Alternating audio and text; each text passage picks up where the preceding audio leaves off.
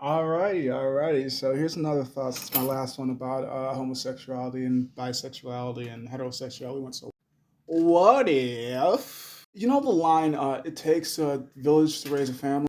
What if that line was derived from originally poly relationships? Back when we actually had more or less communities instead of having separations through buildings, emotions, uh, eco economical social status.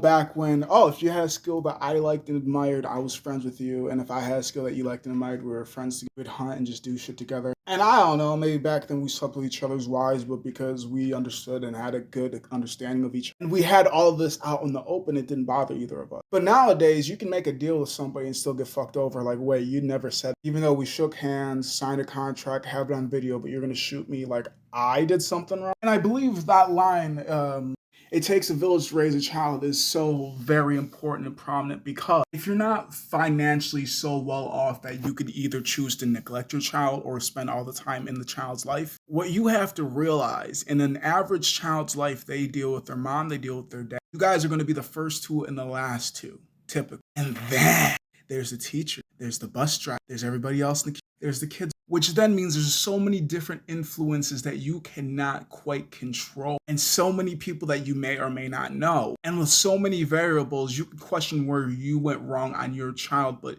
who's to say you as a parent did anything wrong? What if it was the teacher? What if it was the bus? What if it was one of the many people in the community that did something to your child that you are unknowing of because your child was fearfully put into silence if you were to tell him, mommy and dad, I will slit their throat with their slick and I'll come for you. Because fear is such a big thing in life. And when you're too weak to be able to stand up against the monster, you listen to the monsters in hopes that they don't devour everything that you cherish the most. Yes, it does take a village to raise a child because a child is around a village even if mom and dad are always in the life. Mom and dad aren't always in the life. Which is why I do understand why some people want to do home parenting. Because the more I think about it, I'm like, could I trust this world to take care of my child in the instances that I am not with my child?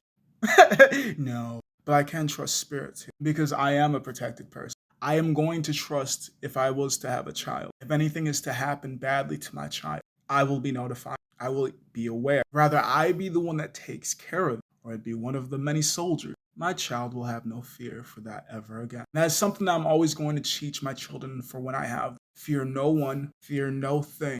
Fear is something that you can overcome inside of your brain. You only fear it because you don't know it. You only fear it because you're unaware. So know this. The pain that you go through will always be momentary. You will heal, you will overcome, and you'll rise again. But after you told me what you told me, they may never. Okay? Now go out and play.